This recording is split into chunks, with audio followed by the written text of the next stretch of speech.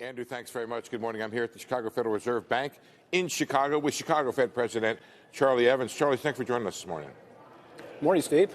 So let's talk about the conference that we're at here. This is one of the Fed Listens conference, part of a broad effort to rethink how you guys make policy? Yes, it's a long effort going on this entire year. We've had a number of sessions at Federal Reserve banks in Dallas and Boston and others where we've talked to local leaders, people in the community, trying to ask their perspectives on monetary policy. What does maximum employment mean to them? What's price stability mean? Chair Powell and Vice Chair Rich Clarida have commissioned everyone to think about our long-run framework. It's a good time to do it. The economy is doing well. Inflation is getting close to 2%. It's a quieter time, and it's a good time to think about our framework, sort of every 5-year type of effort. Do we have the right tools? Do we have the right communications? What could we have done differently, perhaps? We have leading academics coming presenting papers. Do you think a very different way of making policy lies at the end of this process? I think we have to be open-minded about that. I know when I think about our current long-run framework, I think it's a very good one. I think our dual mandate has served us extremely well. I think thinking hard about what maximum employment really means is very important. Thinking hard about what symmetric inflation objectives really mean is important, and conducting policy to achieve that over the medium term. I think that benefits the entire country. Charlie, we last had a chance to talk in April, and it seems like a good amount has changed since then. There are now, one new round of tariffs from the president and a threat for another round of tariffs since the president.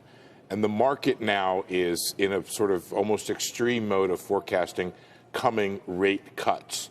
What's your view? How do you process these tariff announcements from the president of the United States?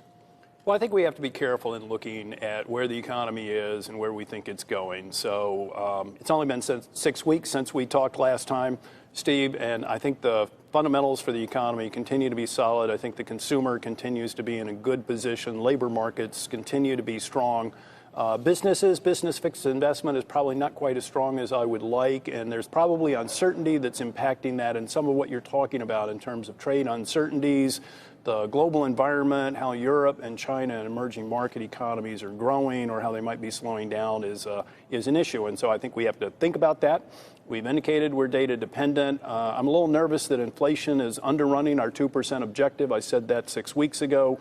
And, I think that, there is a reason to be thinking about the stance of policy. I'm pretty comfortable with where we are at the moment and looking at the data, but there is uncertainty for sure. So a policymaker who's a little nervous might not do anything, but a policymaker who's very nervous about low inflation might cut rates. Are you towards that idea of cutting rates in response to low inflation? It's a great question, and I think it sort of gets at the committee's perspective and how we react to the data. I frankly would be a little more aggressive than most in terms of defending our 2% symmetric inflation objective. I think that one of the messages in some of the papers that we're going to hear about today and tomorrow is, what does it mean to hit your inflation objective? Are there other means, price level targeting, temporary price level targeting, over the economic cycle to hit 2% symmetrically? And if you're going to underrun at the beginning, maybe you should overrun that to 2.5% after that. And so myself, I could definitely see being more aggressive, but that's sort of a strategic reaction function question. I get that, and compartmentalize, that makes perfect sense. But now overlay the possibility of not only the existing tariff regime with China, but additional tariffs on top of that, and a possibility of tariffs with Mexico. Tariffs, at least in the first order, raise prices. How does the Federal Reserve cut interest rates in the face of higher tariffs that raise prices? Well, for one thing, we're underrunning our inflation objective at the moment. I mean, it's 1.6% year over year on the core. We've talked about how it's likely temporary, but I also think that we should be overshooting 2% in order to be symmetric. So I think the magnitudes of the one-off price increases that you would expect to see from a tariff increase are easily manageable, and we can look through that. The concern would be if you saw very strong increases in prices that somehow were accommodated by monetary policy that led to inflation, upwards of 2.5% or more. I don't see anything like that. Yeah. I mean, we're so far from that. Even with a very low unemployment rate at 3.6%, the economy is performing better and differently than it has in the past. The inflationary pressures seem to be not strong or perhaps absent. And so I think some light tilt to accommodation on monetary policy is okay. We're at the low end of what most people think of as neutral. And so given the economic situation, I think that's appropriate. I do think that, we don't want to get in the way of the economy. And the economy has been strong. And I think that our current setting has been appropriate.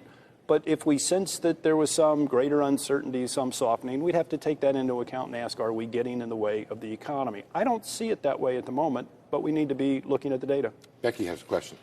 Hi, Charlie. It's good to see you. Thanks for joining us today. We watch the treasuries Thanks, every Becky. day, and we're kind of confused. I just wonder why you think the 10 years yielding 2.1% right now.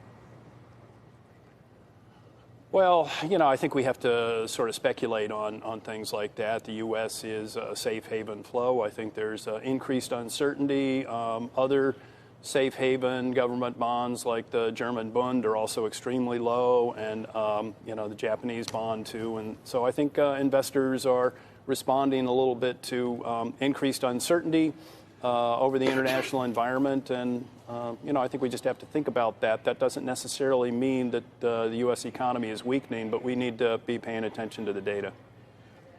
I want to pick up where Becky was leading on that, which is the broad spectrum of market interest rates are suggesting low inflation and I suppose weaker growth.